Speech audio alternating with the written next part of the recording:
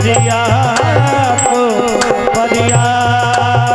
मिल गई हो, साकार हो गया तेरी शरण में आके मैं धन्य हो गया। जय हो प्यारे के महादेव।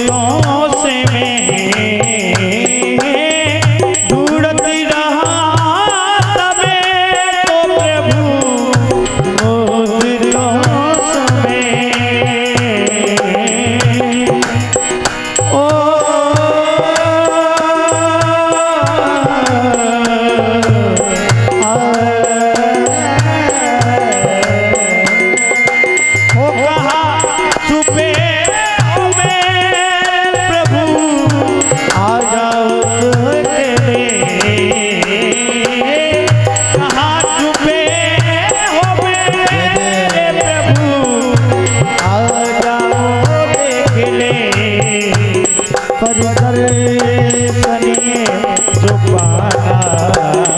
दर्शन में तुझे पाना साकार हो गया तेरी शरण में आके मैं धन्य हो गया तेरी शरण में आके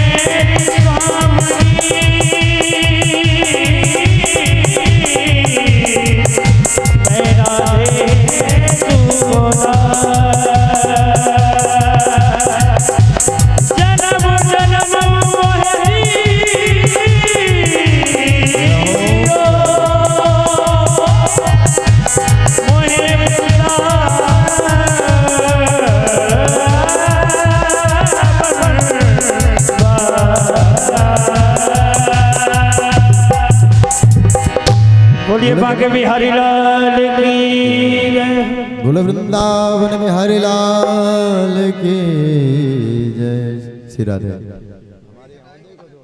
ए नारायण इसको मिला दो। श्री राधे।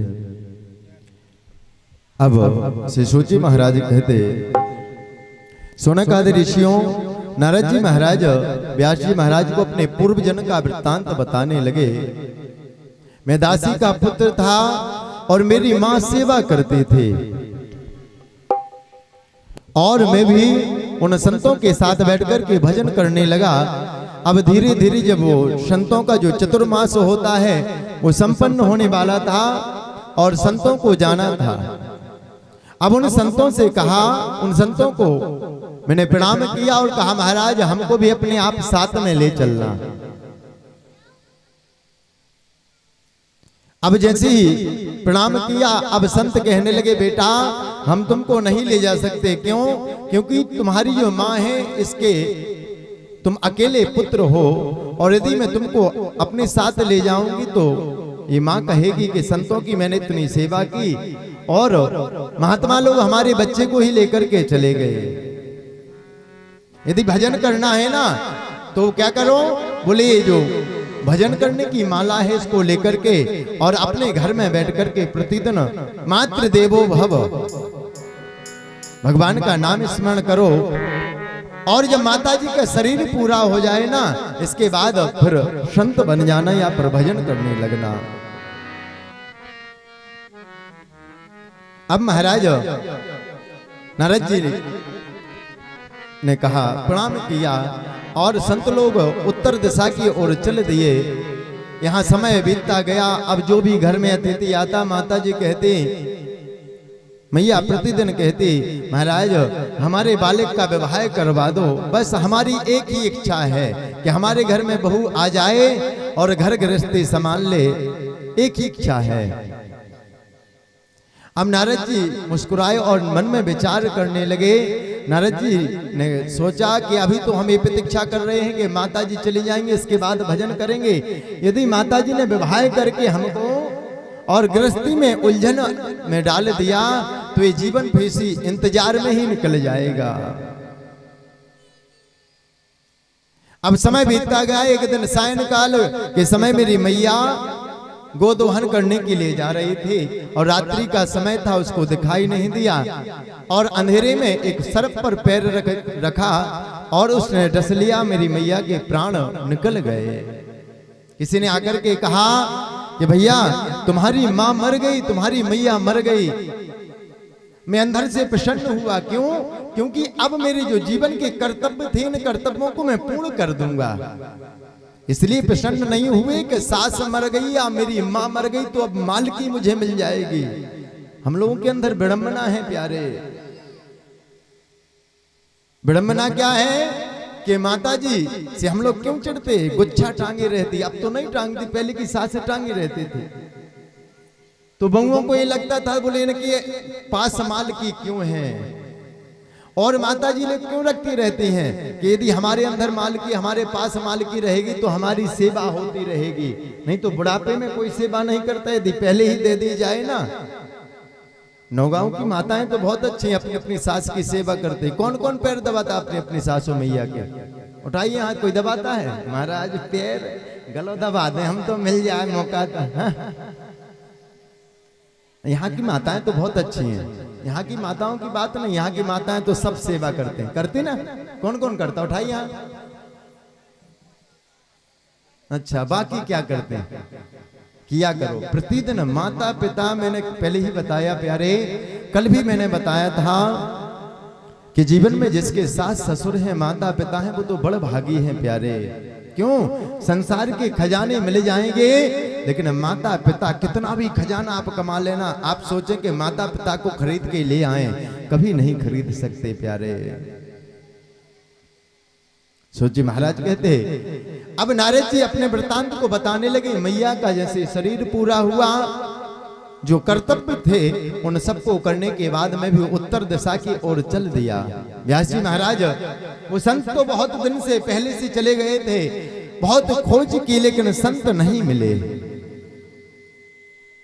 जब संत लोग नहीं मिले, अब प्यास सता रही थी, एक सरोवर दिखाई दिया।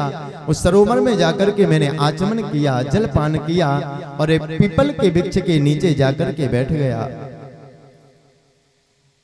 और जैसे ही बैठा, अब भगवान का जैसे चिंतन किया, भगवत चिंतन किया, जो संतों ने वो मंत्र दिया था उस मंत्र का मैं जाप करने लगा। और जैसे ही जाप करने लगा, भगवान की बांकी झांकी हमारे हृदय में प्रकट हो गई। और जैसे ही प्रकट हुई, मैं तो प्रसन्न हो गया कि आज मेरा भजन करना, मेरा साधन करना सफल हो गया। और कुछ क्षण के बाद भगवान की जो बांकी झांकी थी वो हमारे हृदय से पुनः अंतर ध्यान हो गई। अम्बे ने पुनः ध्यान लगाया, नेत्रों को बंद किया, पुनः वो भगवत नाम का चिंतन किया, लेकिन परमात्मा की वो बाकी झांकी पुनः नहीं दिखी। मैं तो छटपटाने लगा। और महाराज व्यास जी महाराज से कहते, नारद जी आकाशवाणी हुई और आकाशवाणी ने कहा, नारद जी कहते आकाशवाणी ने कहा कि बेटा तुम इसी प्रकार से इस मार्ग पर चलते जाओ, इस जन्म में नहीं अगले जन्म में तुमको परमात्मा की प्राप्ति होगी, भगवत प्राप्ति होगी। क्या हो रहा? अब सूजी महाराज कहते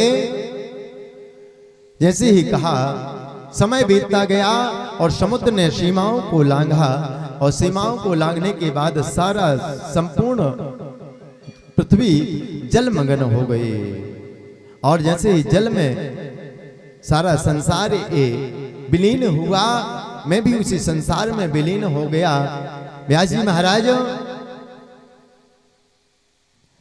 महाराज और पुनः भगवान ने जैसे ही लीला करने का मन में विचार किया, तो पहले मैं दासी का पुत्र था, लेकिन भगवत भजन करने से, भगवान का भजन करने से, स्मरण करने से मैं ब्रह्मा का पुत्र बन गया। और परमात्मा ने ये वीणा दी, ये जो वीणा है ना, ये परमात्मा ने मुझे दी।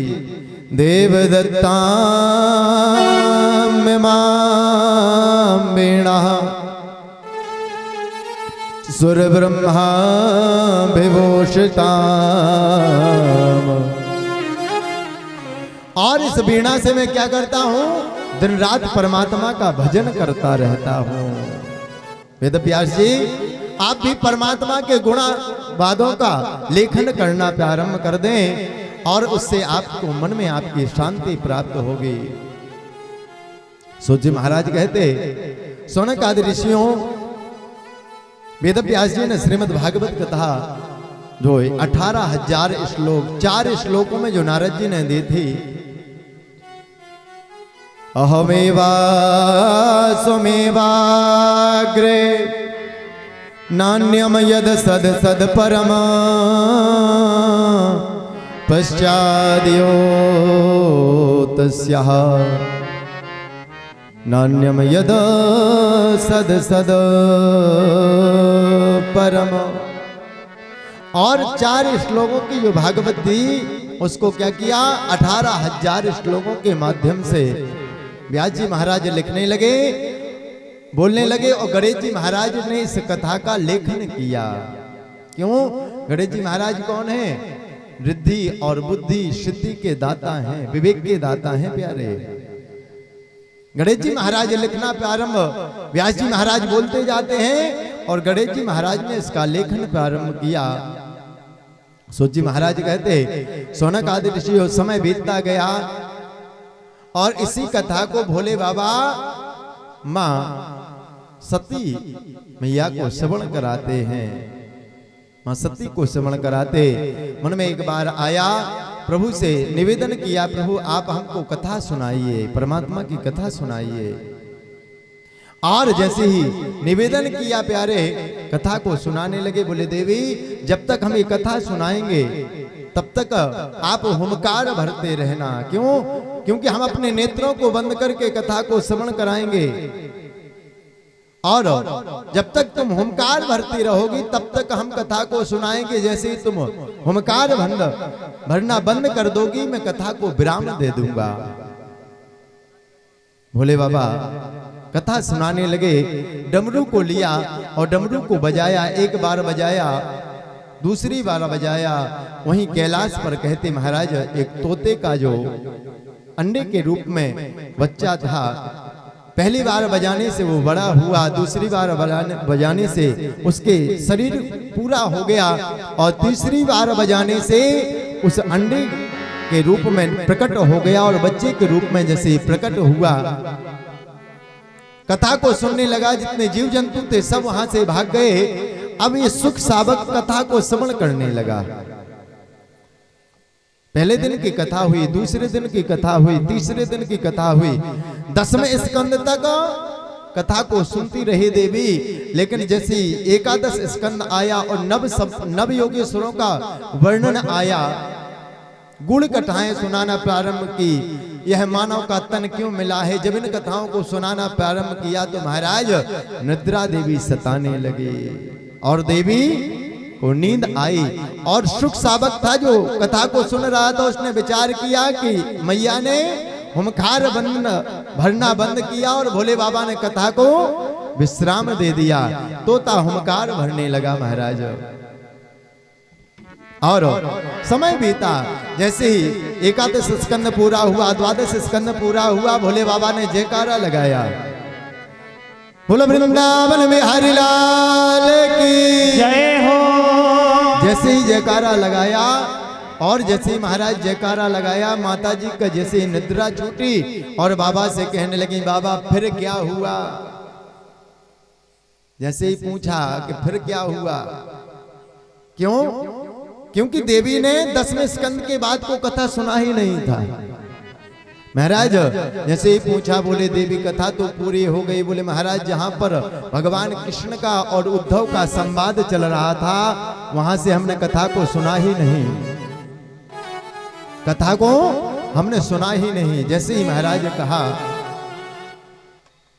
जैसे ही कहा, बोले तो ये कथा सुन कौन रहा था।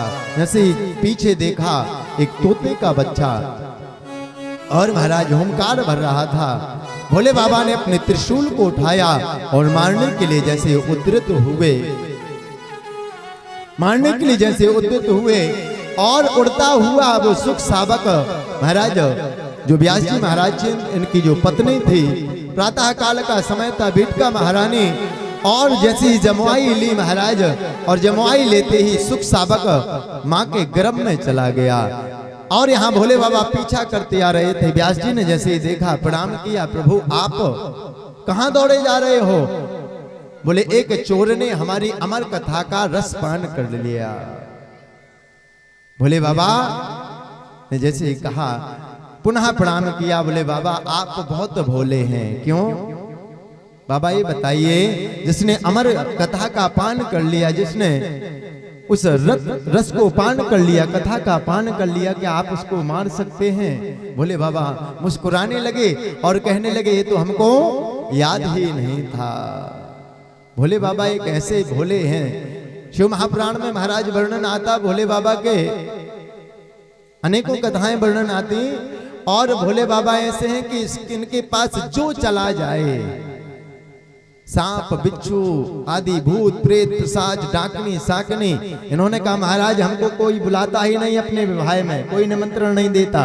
कि आप लोग लिखते कोई कि भूत जी महाराज हमारे बच्चे की शादी है या हमारी नातनी की शादी है, आप सादर आमंत्रित है, कोई नहीं बुलाता। भूत प्रेत पहुंचे, बोले जब हमारा विवाह होगा ना, कल भोले बाबा का विवाह होगा, कल भोले बाबा का धूमधाम से विवाह उत्सव मनाएंगे हम लोग। भोले बाबा ने कहा जब हमारा विवाह होगा आप लोग सब लोग सपरिवार आना महाराज। और शिव महापुराण आप लोगों ने सुनी होगी, जब बाबा का विवाह हुआ ना तो भूत प्रेत पिशाच डाकनी साकनी महाराज सब आ गए। तो भोले बाबा तो ऐसे इनके ऊपर जो चढ़ाओ सब नीचे जाता है। भोले बाबा जैसा कोई देवता ही नहीं महाराज। अब भोले बाबा मुस्कुराए और चले गए। समय बीता और 1 वर्ष नहीं, सुखदेव जी महाराज कितने वर्ष तक रहे? 12 वर्ष तक मां के गर्भ में ही रहे। क्यों रहे? बोले यदि बाहर जाएंगे तो ये संसार की जो माया है ना, मैं और मोर तोरते माया, ये जो संसार की माया है ना प्यारे, मैंने ऐसा किया, मैं ऐसा करूंगा। बोले जब बाहर ही नहीं जाएंगे तो संसार की माया हमको विलीन नहीं करेगी, माया नहीं पकड़ेगी। महाराज समय बीतता गया, सुखदेव जी महाराज 12 वर्ष हो गया। अब व्यास जी महाराज बार बार कहते बेटा तुम बाहर आ जाओ, माँ को बहुत दर्द होता है। बोले पिताजी यदि हम बाहर आएंगे ना तो इस संसार की जो माया ही हमको जकड़ लेगी। जब तक संतान माँ के गर्भ में रहती है ना तब तक उसको ज्ञात होता है कि मैंने कौन था, पूर्व जन्म में मैं कौन था, मैंने क्या किया। जब कोई भी बच्चा होता है ना मुट्ठियों को बंद करके उत्पन्न होता है प्यारे, वहां पर वो वादा करता है, क्यों? माँ जितनी माँ के गर्भ में दुख होता है ना, दर्द होता है, कहते गर्भम समम दुखम न भूतो न भविष्यति। गर्भ में जितना दुख होता है, जितनी तकलीफ होती है, इतना भूत और भविष्य में कभी तकलीफ नहीं होती प्यारे। जब माताएं चटपटी चीज को खाती हैं और बच्चे के उसको ऊपर असर होता है, उसको दर्द होता है, पीड़ा होती है, गर्म चीज को खाती हैं, ठंडी चीज को खाती हैं। अब महाराज प्रार्थना करना प्रारंभ करता है, लेकिन सुखदेव जी महाराज बाहर नहीं निकले। 12 वर्ष हो गया, 12 वर्ष बीत गया। भगवान नारायण ने आकर के स्वयं कहा, बेटा तुम बाहर आ जाओ और तुमको हमारी माया विलीन नहीं करेगी, तुमको हमारी माया नहीं व्यापेगी। जैसे ही महाराज सुखदेव जी महाराज का जन्म हुआ और जन्म लेते ही वन की ओर प्रस्थान कर दिया। यम प्रव्रजन्तमनुपेतमपेत कृत्यम द्वैपायनो विहकर्तर्याजुभावा पुत्रेति तन्मयतया तरवोऽभिनेदुष तम सर्वभूतेदयम मुनिमान तो समय। सुखदेव जी महाराज का आगमन हुआ और नराच्छेदन भी नहीं हुआ, और कहां चल दिए? सीधी वन की ओर चल दिए महाराज।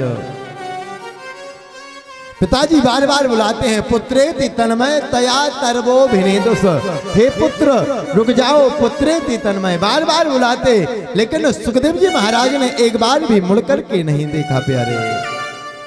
जंगल में जाकर के और भजन करने लगे, परमात्मा का चिंतन करने लगे। जैसे ही परमात्मा का चिंतन करने लगे, शिशुजी महाराज कहते हैं, शौनक आदि ऋषियों समय बीतता गया। अब व्यास जी महाराज ने विचार किया कि जो ये भागवत है, किसी परमहंस को